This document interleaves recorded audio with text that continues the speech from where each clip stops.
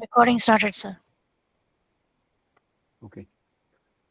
Om Yo Brahmanam Vidadhati Purvam Yo Vai Vedamscha Prahinoti Tasmai Tam Hadevam Atma Buddhi Prakasham Mumukshurvai Sharanamaham Prapadye Asatoma Sadgamaya Tamasoma Jyotirgamaya Mrityorma Amritam Gamaya Om Shanti Shanti Shanti Guru Brahma, Guru Vishnu, Guru Devo Maheshwara, Guru Sakshat Param Brahma, Tasmai Shri Gurave Namaha, Gurave Sarvalokanam Bhishaje Bhavaroginam Nidhaye Sarvavidyanam Shri Dakshinamurtaye Namaha. Right.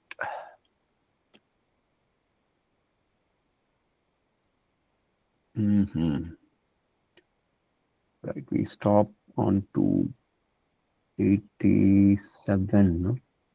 No, 286. We stopped on 286. Should resume from 287. Anyone, any comments, any questions from anyone? Any revision? No? Okay. Right, so we'll plunge straight into the shlokas. 287. I hope my screen is visible. Yes, sir. Yes. Yeah, right.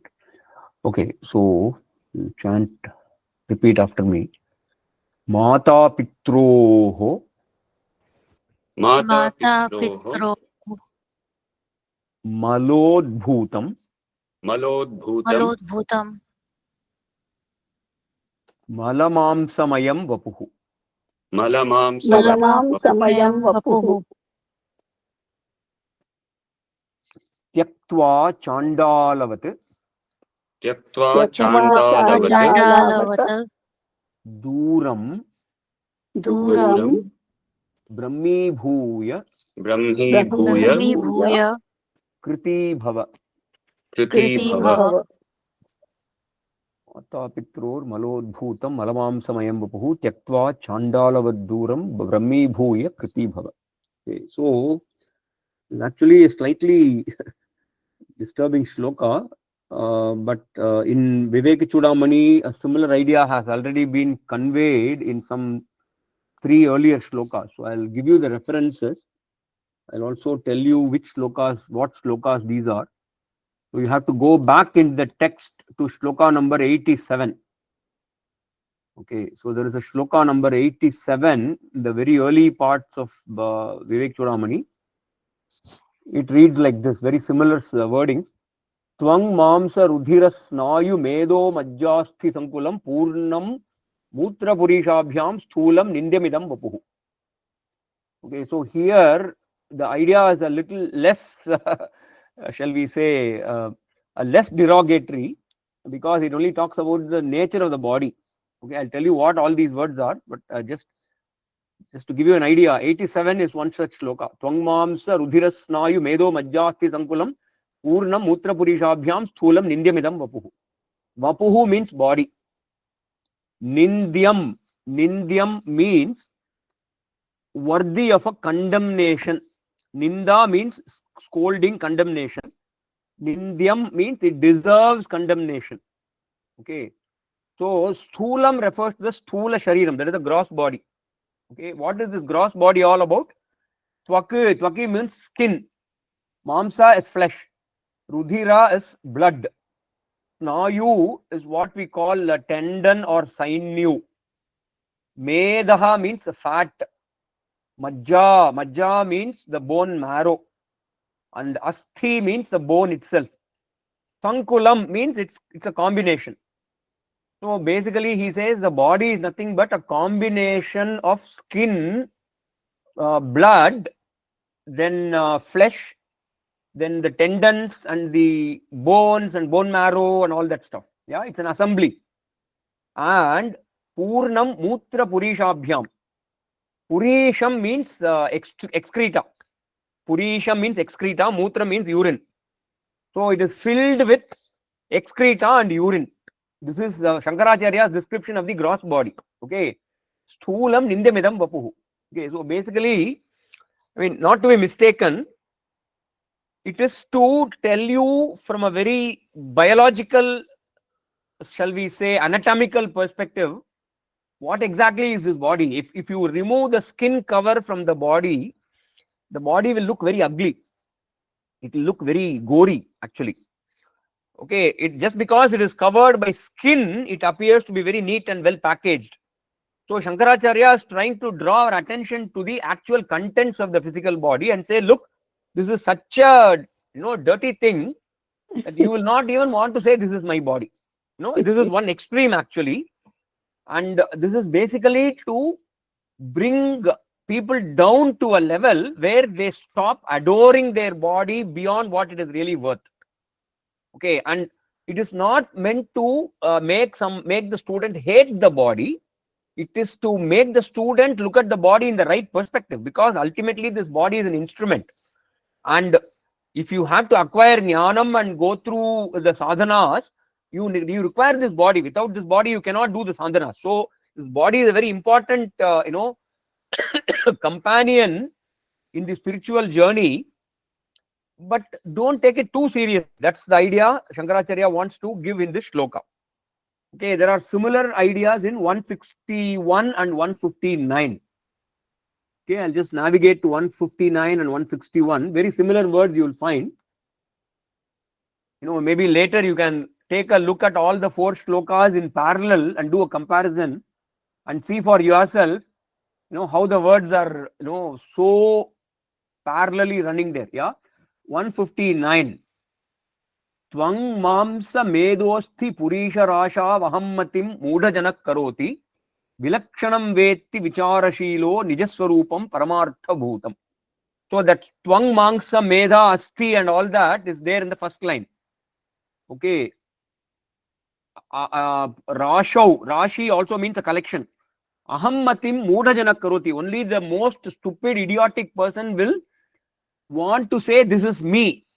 It is one thing to say this is my body, that is okay, but to say that this body is my swarupam, one should be completely brainless. That's what Shankaracharya wants to say. Ahammatim mudhajanak karoti. Mudhajana means something who is completely brainless, bereft of intelligence. Yeah. Vilakshanam vetti vicharashilaha. Vilakshanam means different from. So your true nature is different from this body, and that fact is known to someone who bothers to inquire into the truth. Vicharashilaha means one who has the tendency to inquire into the truth. Then nijaswarupam paramartha bhutam. So really speaking, you are Paramatma, and you don't have to come down to this level and say this is, I am the body. You are not the body, but you are Paramatma. So that is the idea in 159. Similarly, 161 also. Atratma buddhim tyaja modha buddhe tvangmamsa medosti purisharashau sarvatmani brahmani nirvikalpe kurushva shantim paramam bhajasva. So practically the same idea like in 159. Don't hang on to this body as your identity. You are actually Paramatma. You please know that fact and get liberated. That is the idea in those 2 shlokas, in those 3 shlokas actually. So very similar, only he's added one more clause here. Mata pitror malod bhutam. So he says, look, even the origin of this body is not so great.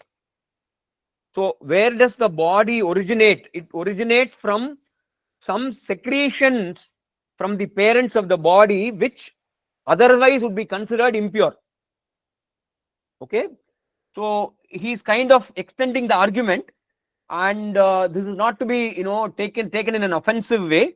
It is only to tell you that there are certain things in nature which happen in a certain way, but you don't have to be so attached to something that is not your true nature. So you take things in your right perspective. That is the idea. So malamam samayam vapuhu. So this body is actually a very dirty thing. Tyaktva chandalavatu. Tyaktva means by giving up. By giving up. What do you give up? The aham bhava. Aham bhava. Okay. So mata pitror malodbhuta malamamsayam vapuhu tyaktva. So here he doesn't even say leave the attachment. He says leave the body. Okay, vapuhu tyaktva. But really speaking, that is not practical because your body cannot be thrown away. The body comes with you all along. So what that really means is you have to detach yourself at a mental, intellectual level. You detach yourself and objectify the body and say, this is not me. This is my instrument given to me temporarily in this janma for achieving certain purpose. That should be the attitude. Chandalavati means, see, a Chandala is someone who's of a lower birth. In fact, he's even, shall we say, we have this Panchama concept. Panchama is one who's even below a Shudra. And what lot of people might call the Dalit and all that. And this Chandala is supposed to be even worse than a Dalit in the hierarchy. And typically the Chandalas would go with a lot of dogs with them and all that. In the Shankaracharya's Charitram itself, there is a Manisha Panchakam is supposed to be inspired by an encounter Adi Shankara had with a Chandala. Okay, that Manisha Panchakam itself is a result of that. So they saw the Chandala coming along, on the opposite side. So the Shishya said, move away. And then the Chandala asks a counter question: what do you want to move away? Do you want the Atma to move away, or do you want the body to move away? And so he kind of gives a 2-minute philosophical lecture to Shankaracharya and the students. And that inspires the Manisha Panchakam shlokam itself. Okay. Chandalostu satudvijostu. What is that? Esha Manisha Mama, it will end. Chandalostu satudvijostu gururit Esha Manisha Mama. So he says this Chandala is actually my guru in that shloka. Okay, so the Chandalas are supposed to be very dirty and avoidable people. And so Chandalavat Duram.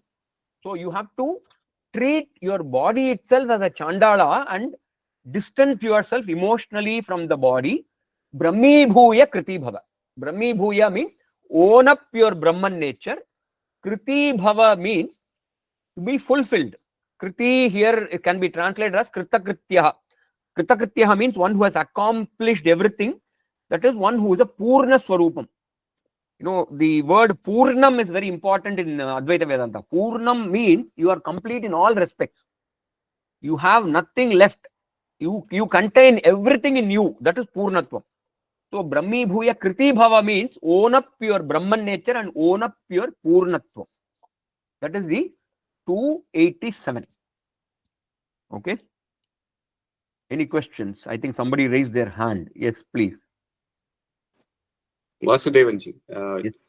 a very strong statement. It will stay with me for a while, I think, to Okay. digest. Yeah. Other than that, just to confirm my understanding, Medha means the brain, right? Not. No. There is a Medha and there is a Medha. Dha, fourth Okay. Dha. Okay. Okay. So Medha means intellect. Right. So Medha is used in different senses. It is intellect, it is memory, it is the ability to recall. In some cases, even the scholarship is called Medha. Okay. Okay. So that is Dha, fourth Dha. Understood. Okay. This is Medha, third Got Dha. it. Yes. Okay, Vasudevanji. Okay.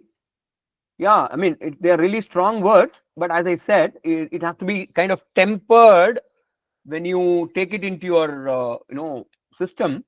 It is not to condemn the body as such. It is to bring you down to a level where you say, okay, I need this body, but it has its limits. That's the way it is to be taken. Okay, right. Can we move on? Any other questions? Anyone else? No? Okay, we'll go to 288. Ghatakasham Mahakasha. Ghatakashan Mahakasha. Ivatmanam Paratmani. Jivatmanam Jivatmanam Paratmani Paratmani Vilapya Vilapya Vilapya Akhanda Bhavena Akhanda Akhanda Bhavena Tushni Bhava Tushni Tushni Tushni Bhava Bhava Sada Mune Sada Mune Mune Mune Ghatakasham Mahakasha Ivatmanam Paratmani Vilapyakhanda Bhavena Tushni Bhava Sada Mune. Okay. So here the example of a pot is being brought in as an example.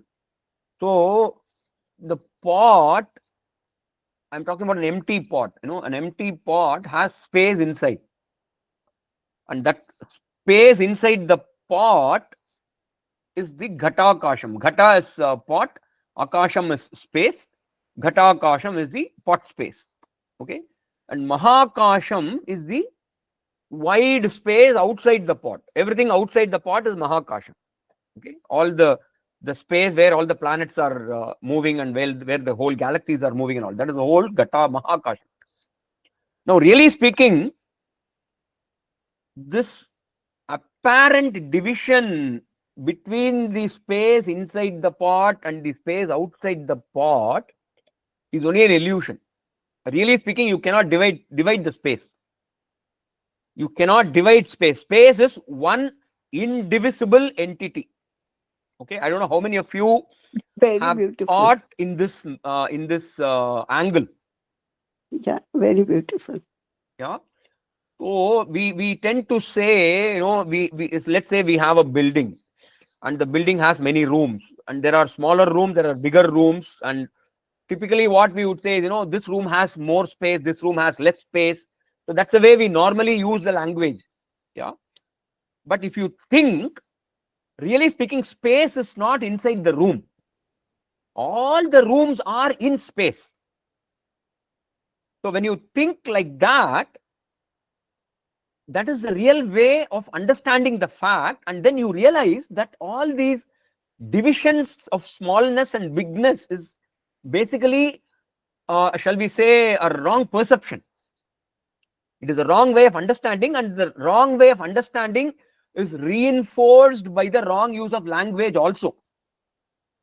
Okay, so the example is when the pot eventually breaks at some point, we say, the common people might say the pot space merges into the total space. But actually there is no such merger, because there was no division in the first place for the merger to take place. Only when something is divided, you can talk about the merger. But when there was no division at all, where is the question of merger? So even that merger of Ghatakasham and Mahakasham is a wrong notion. Exactly like that, Chaitanyam, Brahma Chaitanyam is one single entity which pervades everything, and that Brahma Chaitanyam pervades the living beings also. But we normally, before you come to Vedanta, we tend to think that there is a pool of consciousness in me, there is a pool of consciousness in you, and there is a pool of consciousness in somebody else, and there are pools of consciousness. That is the way we tend to think of consciousness. And Vedanta says that's completely wrong. Really speaking, all the bodies are floating around in one indivisible consciousness, Chaitanyam, exactly like how all the planets and galaxies and universes are floating around in one single indivisible space. That is the idea that is being conveyed in this shloka in the first two words. Ghatakasham Mahakasha Iva Atmanam Paratmani Vilapya. Atmanam Paratmani. Atmanam here means the notional individual consciousness. What you might call the pot space, and the total space. Here Atma, Paramatma is the Jivatma within quotes, because Jivatma is actually an illusion. So the Jivatma and the Paramatma have to be Vilapya. Vilapya means to dissolve or to resolve. Atmanam paratmani vilapya. So this individual Atma, which you have been considering as Jivatma, has to be recognized as none other than the Paramatma by resolving the individual Atma into the total Atma. Akhanda bhavena. Akhanda bhavam. Akhanda means indivisible. Undivided is akhandam. Khandam is division. Akhandam is, we have this concept of akhanda bharat, right? Similarly, you have akhanda bhavena. So by owning up that Atma really cannot be divided, by harboring that factual knowledge, tushni bhava sada mune. Tushni bhava means keep quiet. Adi Shankara is saying, shut up. Don't talk. Don't keep on ranting. Tushni bhava, keep quiet. Sada, always. Always means what? That doesn't mean you should not open your mouth if somebody asks you a question. It is to say that avoid unnecessary talk, avoid gibberish, avoid gossiping, or avoid arguments, meaningless, controversial utterances. Tushni bhava sada mune. Mune, he is here addressing the student as a muni. And muni has two derivations in Sanskrit. One is mananat munihi, the second one is maunat munihi. Mananat munihi means one who has completed mananam. So he is completely convinced about the Jivatma Paramatma Aikyam. That is mananat munihi. Maunat munihi means once you have understood the truth, you don't need you don't have the necessity to go around tom-tomming whatever, I know this. No, in Tamil we have a saying, I'm just translating. I'm not giving you the exact Tamil proverb. It says that when a pot is, when a kalash is full with water, it doesn't move. Whereas if a half-filled pot, it will keep, making noise. I think there is an equivalent in English also. I don't get the exact proverb in English. There is something called empty vessels make noise or something like that. Yeah. So when you have learnt the truth and understood the truth, there is no need for you to talk anymore. All search is over. So that is tushni bhava sada mune. So there is no need for you to talk. And that's the reason why in the olden days even the Vedantic teachings were not given to the public, in the open.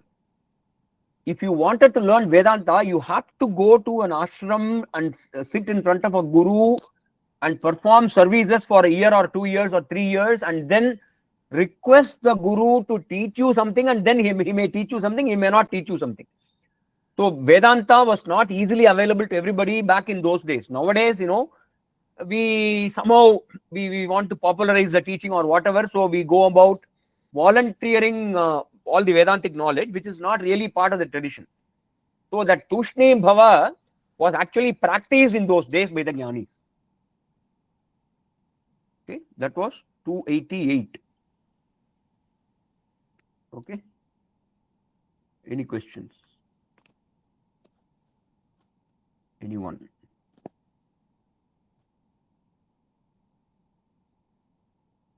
No? Is it too heavy?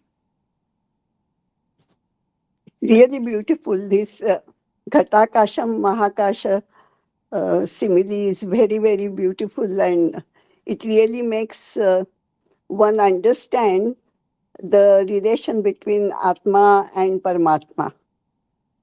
Yeah, but then there is also a point where I thought people might have questions. That's the reason I said any questions, because this Ghatakasham, Mahakasham must actually give rise to questions. Anyway, if there are no questions, I don't want to confuse you. So let's move on. Yeah, can we go on? 289? Yes. Yeah. Right. Swaprakasham Swaprakasham adhishthanam adhishtanam swayambhuya Swayambhuya swayambhuya tadatmana Sada Sadatmana Sadatmana Brahmandam api Brahmandam Brahmandamapi Pindandam Pindandam Pindandam Tyajyatam Tyajyata Tyajyatam Malabhandavat Malabhandavatam Malabhandavatam Swaprakasham Adhishtanam Swayambhuya Sadatmana Brahmandam api Pindandam Tyajyatam Malabhandavat. Okay, so that Malabhandam, Malam you already saw in the 287 and in the other shlokas. So Malam basically means stools, excreta, filth, all that. Malabhandam is a vessel containing some filth or lot of filth. Okay, Tyajyatam means give up. Give up what? Brahmandam api Pindandam. So what is Pindandam? Pindandam is the microscopic individual body. Sthula, Sukshma, Karana, Shariram, all put together is called here Pindandam, Pindam. Brahmandam means the whole creation, the whole physical universe. Okay. So here in the second line, Shankaracharya says, the Brahmandam, which is the creation or the world, and the Pindandam are basically the same stuff. One is huge, one is small, but otherwise the nature of that stuff is the same, and they are both filled with filth. So you just throw them like a garbage can.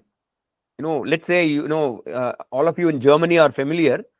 You have this Mülltrennung. You have to separate the garbage into plastics and bio and all those paper and everything. So then every week or every 3-4 days, you have to clear the garbage and bring it to the Mülltonne. So we don't make a big fuss about it. It has to be cleared. It will be cleared. It will be thrown. No thoughts. No second thought. So like that, your attitude to the body should come to that level that what is a big deal. I'll just detach myself with all my from all my attachment. That level of maturity Shankaracharya here expects. Okay, but that's not easy to come to immediately. So that's the whole Nididhyasanam process is in that journey. Okay, so the second line I jumped the gun. So first line is Swaprakasham Adhishtanam Swayambhuya. By owning up this one's nature, one's Swarupam as Swaprakasham. Swaprakasham is self-effulgent or self-revealing. And in the Brihadaranyaka Upanishad, there is a complete section called Swayam Jyoti Brahmanam. Swayam Jyoti means that which reveals itself. And that Swayam Jyoti and Swaprakasham are synonymous. So what is it Swayam Jyoti, Swaprakasham? So I'll just give you a small description or explanation here. Let's say you are in a huge crowd. Some 100-200 people are there. And then you have a friend next to you, or you have your family next to you, and you are searching for someone. So let's say, Kumar. So somebody is asking, is Kumar there in the crowd? So you have to look for Kumar's face to know whether Kumar is there or not. Okay. Kumar is not self-evident. But if somebody is asking you, are you there? Okay, you don't have to look for anybody. You know you are there. You are automatically saying, yeah, I'm here. Let's say suddenly the lights went off. You are in India and you are in a crowd and the lights went off, and then your family is concerned. Where are you? Are you there? So you don't have to search for you. You are self-evident. Without even batting an eyelid, you can say, I am there. That is Swayam Prakasha. So you don't need a second conscious entity to prove your existence. A light, let's imagine there is a candle light. You don't need another light or torchlight or candle light to tell you that there is a candle light. I'm talking about a burning candle, not a stuffed out candle. When a candle is burning, you can see and say that the candle is there. The candle reveals itself. You don't need a second candle or second torchlight to reveal the candle. Exactly like that, your Atma, your Chaitanyam does not need another Chaitanyam to say it is there. It can tell I am there on its own. That is Swayam Prakasha, Swaprakasha. Okay, that is Swayam Jyoti. Then Adhishthanam. Adhishthanam means the foundation, the substratum, the support that supports everything else. That means what? This whole creation is resting in Chaitanyam. This whole creation is resting in Chaitanyam. That's why we call Jagan Mithya.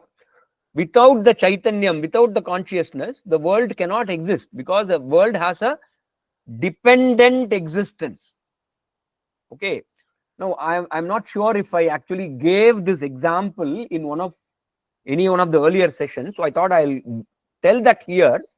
It's a very interesting logic to say why we say this. Why we say matter depends on consciousness. In the modern science, they somehow have this wrong view that consciousness evolves from matter. Consciousness is a product of matter or property of matter. So the scientists have got it wrong, which is why in the very first or second session I gave you those 5 dictums. Consciousness is not a part, product or property of the body. Consciousness is an independent entity that pervades and enlivens the body. I hope all of you have those 5 points. Okay. So to give you some kind of a, in geometry they have this QED, to say that something is proven. I'll give you a QED for this consciousness being the substratum. Yeah. So this is a mind exercise, so to say. Yeah. So let's say somebody claims there is a galaxy which is some 10,000 light years away in one corner of the universe. Somebody makes a claim. Okay. Now people start asking questions. Okay, who saw this galaxy? This man says nobody has seen it. Then how do you make this? How do you make this? Statement? He says, I'm just making that statement. I mean, is there some telescopic radio wave, some evidence? Is it going to be visible next year? Is it going to be visible 10 years later? No, it is never going to be seen by anybody. Then we say, if such a claim is made, then that galaxy actually doesn't exist. Because unless even one human being has proven that existence in some form through some inference using some data, you cannot prove the existence of that galaxy. This is a very simple logical argument to show why matter is dependent on consciousness. The existence of any galaxy depends on at least one conscious entity providing a proof, providing a witness that it has been observed. It need not be observed by the naked eye. Today you have so many techniques, and you have telescopes hanging in the space and listening to radio wave emissions and all that. So even one such observation is good enough. But if somebody says there is no such observation, there is no evidence, no pratyaksham, no anumanam, no upamanam, nothing, then that galaxy cannot exist. Yeah. So this is the simple way of saying how matter depends on consciousness for its existence. Okay. Was that too much? Yes. Anyway, so I didn't complete the sloka. I'll complete it and then we can talk. So that was the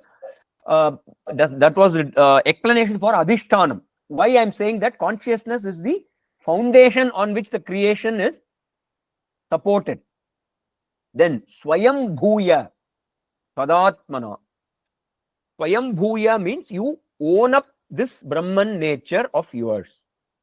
Swayam Bhuya, if you literally translate it, by becoming oneself. Swayam is by oneself. Bhuya means to become. You cannot become Brahman because you are already Brahman. So there is no need for you to become Brahman. If you are not Brahman, then you may want to become Brahman. But if you are already Brahman, all that you need to do is to remind yourself that really I am Brahman. In this context, there is one more story that comes to my mind. In the Mahabharata, there is this character called Karna. Okay, so this Karna had a big problem because he was raised by a charioteer, and so he was called Sutaputra. Suta means a charioteer, Sarathi. So he always had this inferiority complex that I am not a Kshatriya, I am a Sutaputra, and so that was nagging him all along. And then one day, just before the Mahabharata war, Kunti Devi comes to Karna and tells him the truth that, really speaking, you are my son. And she gives him all the story. How, as a young girl, she got this mantra from the Durvasa, and how, out of curiosity, she used that mantra and invited Surya Deva, and how Surya Deva gave her Karna, and all that story she gives and says, finally, Karna, you are actually my son. So, she wants to get a deal with him. So she wants to say that, look, in the battle, you give me a promise that you will not fight anybody other than Arjuna. Because she knows that the others are not in any way, match to Karna. So she wants to at least protect the other 4 sons. So she tells Karna, you please give me a promise that you will only fight with Arjuna and not with the other 4 brothers. Okay, now, what is the Vedantic lesson in this? What did Karna do? What did Karna do to become a Kshatriya? Did he become a Kshatriya?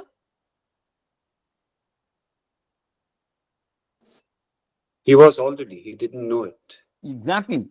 So that story actually has this Vedantic message in it. So all of us are really speaking Brahman, but we don't know it. And we need a Kunti Devi in the form of a guru to come and tell us that you are all really Brahman, so wake up. So that is the Mahabharata story, that Swayam Bhuya, and the previous shloka, I think Brahmi Bhuya was also there. There was Brahmi Bhuya, 287.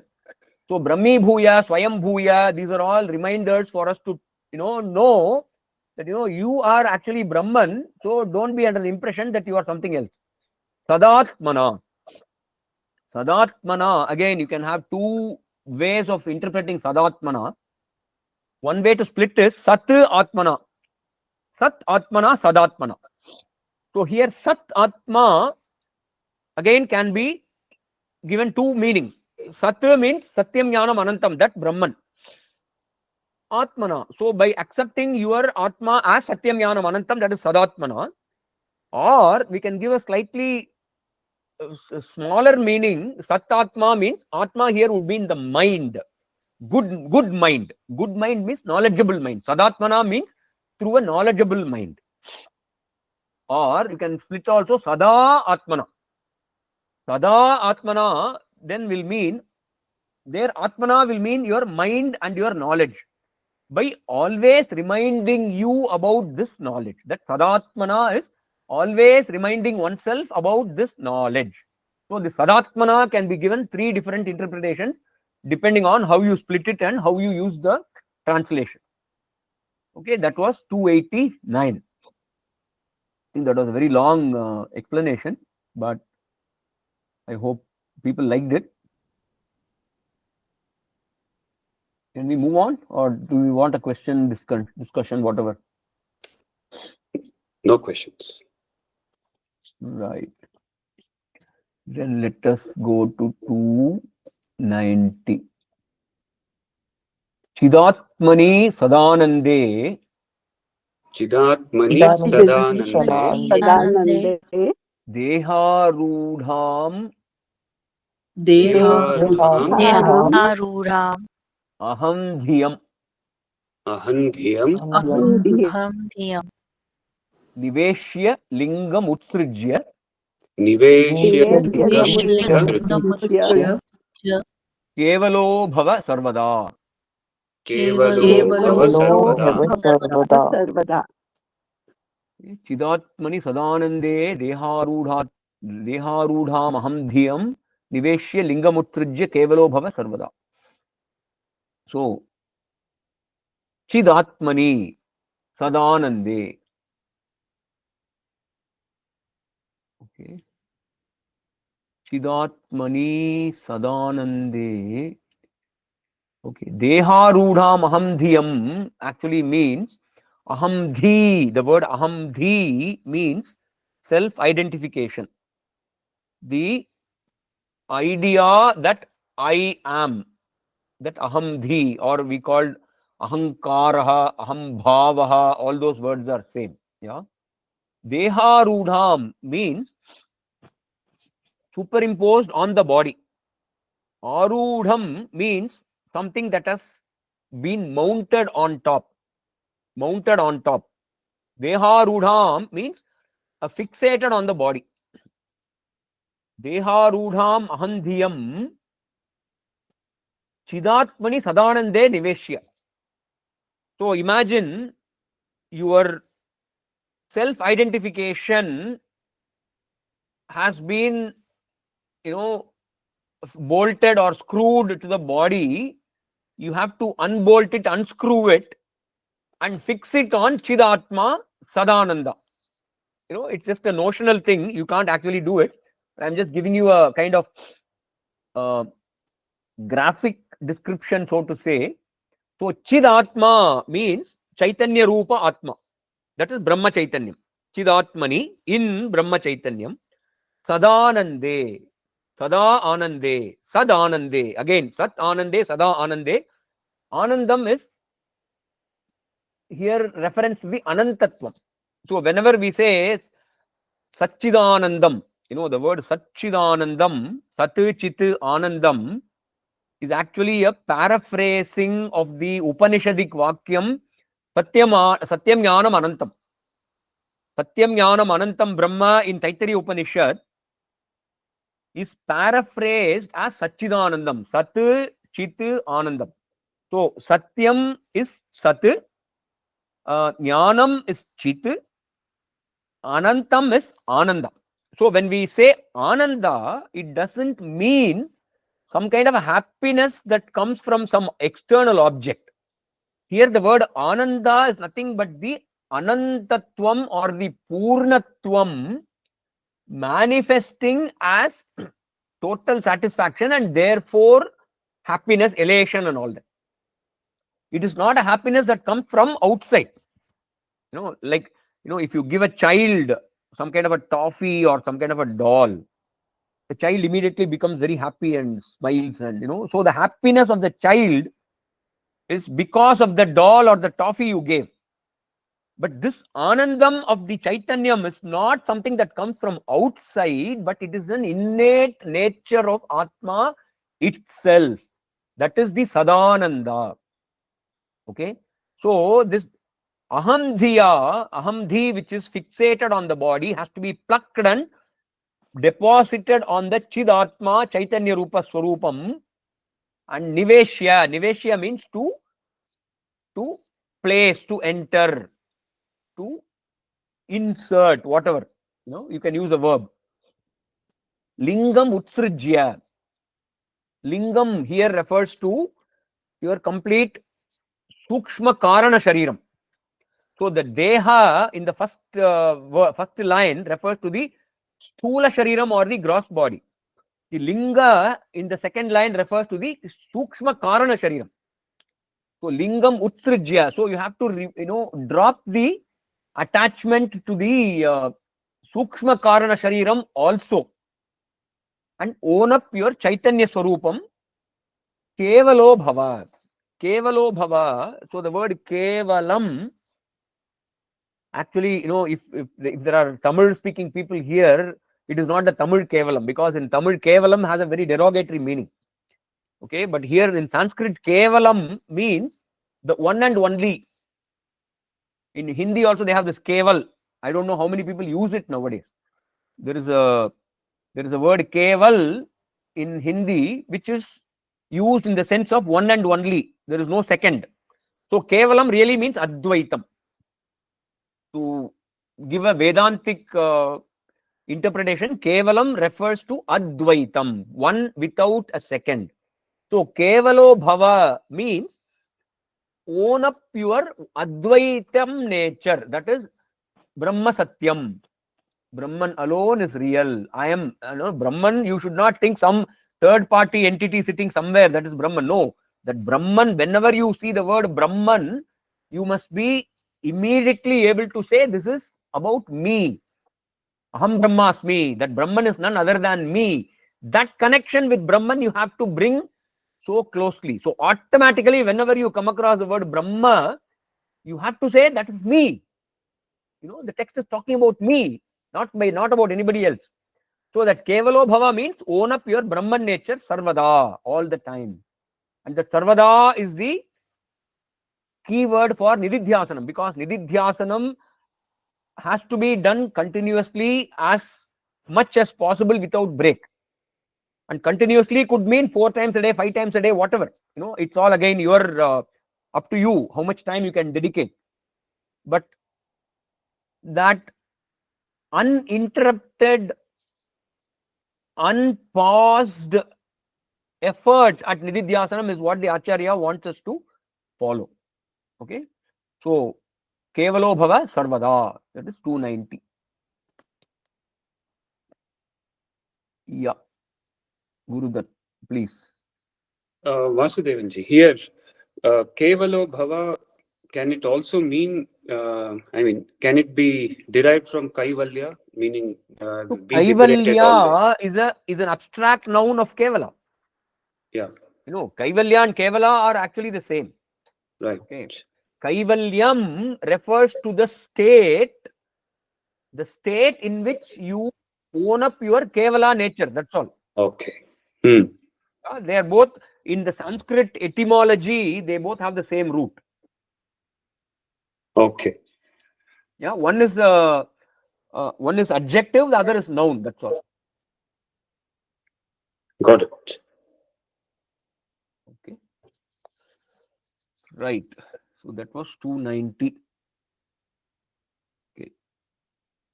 Do we have time for one more shloka? Yeah, let's do 291. Yatraisha jagadabhaso Yatraisha jagadabhaso darpanantah puram yatha. darpanantah puram yatha Tad brahmahamiti jnatva tad brahmahati jnatva kritakrityo bhavishyasi. Kritakrityo bhavishyati. Bhavishyasi. Yeah, it is Bhavishyasi. Yeah. Yatraisha jagadabhaso darpanantah puram yatha tad brahmahamiti jnatva kritakrityo bhavishyasi. Okay. This darpanantah puram, if people in this group are familiar with Dakshinamurti Shlokam, there is a first shloka is there. Vishwam darpana drishyamana nagari tulyam nijantargatam. How many of you have heard of this Dakshinamurti first line? Yes. So there the word darpanam is used. Vishwam darpana drishyamana nagari. Same idea is brought here. So basically what it says is, this whole world is a reflection. That means it does not have a reality. Darpana antapuram yatha. Darpana is a mirror. Darpana antapuram means that which is seen inside the mirror, which means what? It's seen as a reflection. Okay. Yatra esha jagat abhasaha. Abhasaha is also a reflection only. And abhasaha in some contexts is also used to say it is a fake or a duplicate. Okay. Reflection is a duplicate, no? Reflection is a duplicate. It's not the original, right? So, jagat abhasaha. Yatra esha jagad abhasaha darpanantah puram yatha. Yatha means just like. It's a comparison. So that Jagad Abhasam is compared to the reflection in a mirror. Okay. So he is saying here that this world is basically a reflection. Reflection of what? Reflection of Brahman. What is the reflecting medium? It is Maya. So Maya is a reflecting medium, and the Jagat that you see is the reflection of Brahman itself, because the existence of the Jagat or the world comes from Brahman. Jagat has no existence of its own. So recall that example I gave about that galaxy seen some 10,000 light years away, which is not seen by anybody. Yeah. So exactly like that, the world has no independent existence. The existence of the world is derived from the Brahman Chaitanyam. So it is like a reflection seen in the mirror. And that reflection is the reflection of Brahman. Tad Brahma aham iti nyatva. And that Brahman is none other than myself. Nyatva means by knowing, by owning up. Tad Brahma aham iti nyatva. Aham Brahmasmi. So that is the Mahavakyam that one has to remember. Tad Brahmaham iti jnatva sarvabandhaihi pramuchyate. I think this comes in Kaivalya Upanishad. Jagrat swapna sushuptyadi swapancham yat Jagrat swapna sushuptyadi prapancham yat prakashate tad Brahmaham iti jnatva sarvabandhaihi pramuchyate. This is a mantra from Kaivalya Upanishad. Yeah. So the whole world is a reflection. By understanding Kritakrityo Bhavishyasi. Kritakrityaha means one who has accomplished everything. There is nothing more for this person to accomplish in this life, because he has understood that he is Purnaha. He is Purnaha, he is complete in all respects. The Raymond advertisement, the complete man, you must remember, it's like that. So you are a complete man or woman, whatever it is, yeah. So Kritakrityaha is the complete person, Purnaha. Kritakrityo bhavishyasi, you will become Purnaha by knowing that you are Brahma Swarupam, Brahma Chaitanyam. So very simple. I didn't go very deep into all the words. I hope you got the essence. 291 that was. Yeah. Okay. Yes. All good.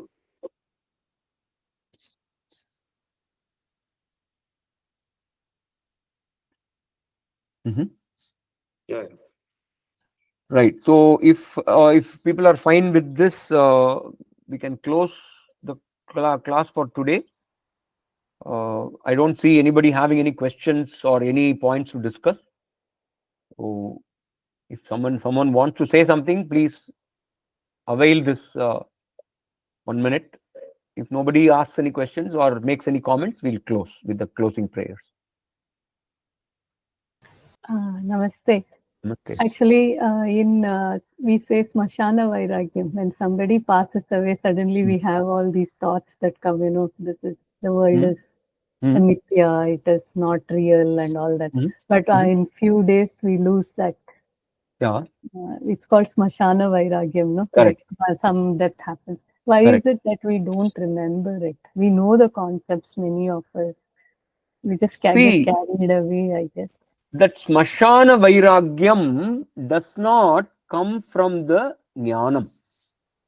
No, it is something that has been coming as a tradition that people say, in Tamil we have this, Ulage Mayam, Valve Mayam. It used to be a Tamil song, a cinema song. It is probably taken from Patinathar or some such poet's poem also. Subhashini can confirm if it is correct or not.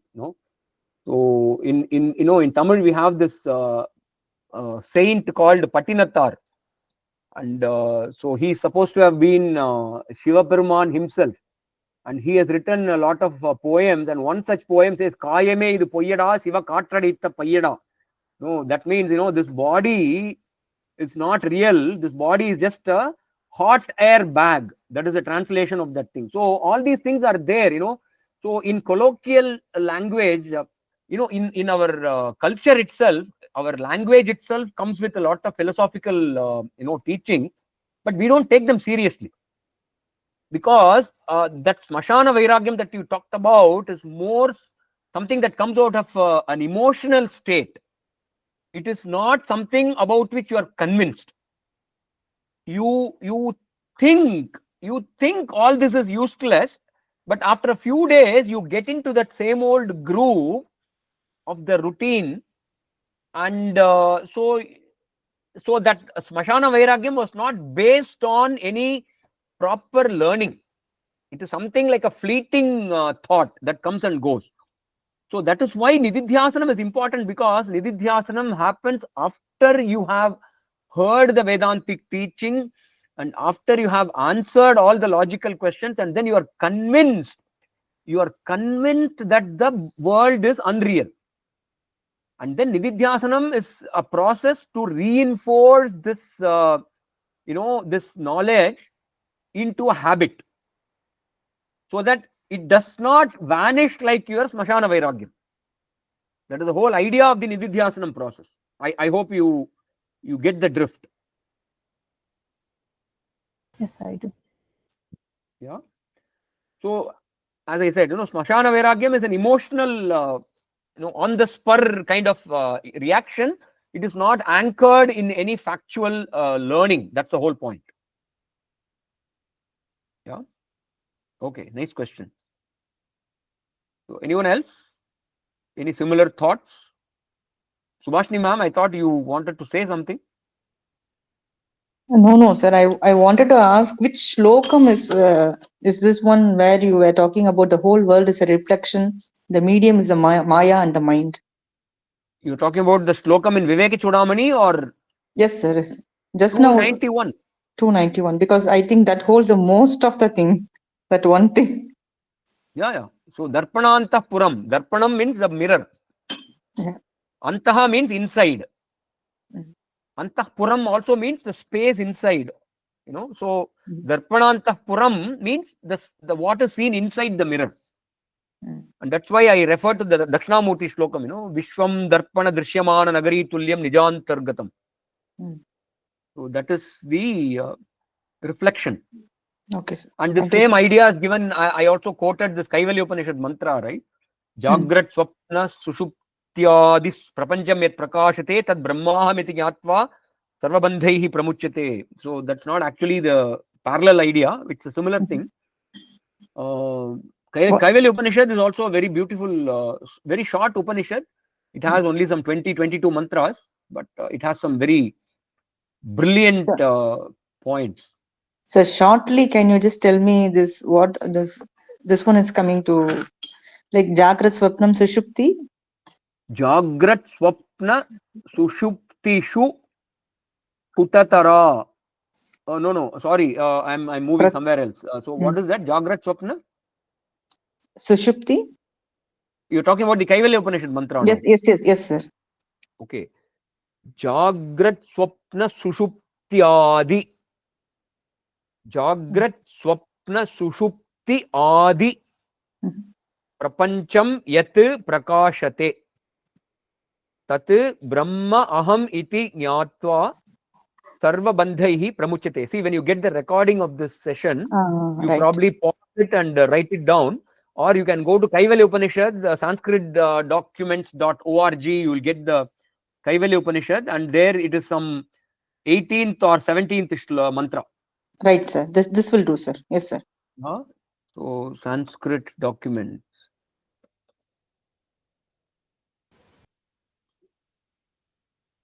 Yeah, I'll see which mantra it is actually. .org. Sanskrit documents.org. Kaivalya Upanishad.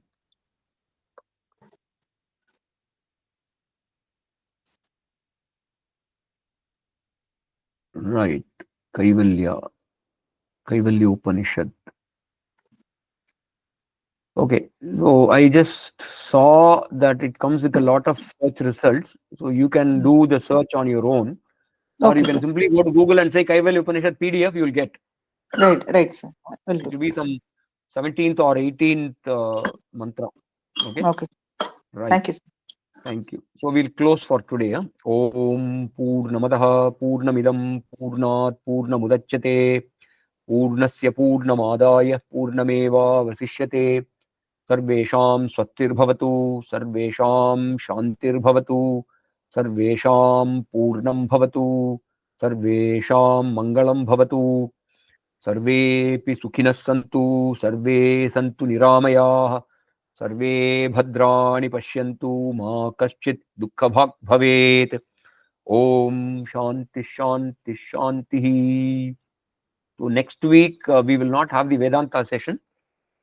Next week this group is celebrating Gudi Padwa Ramanavami, that Vasanta Navaratri event.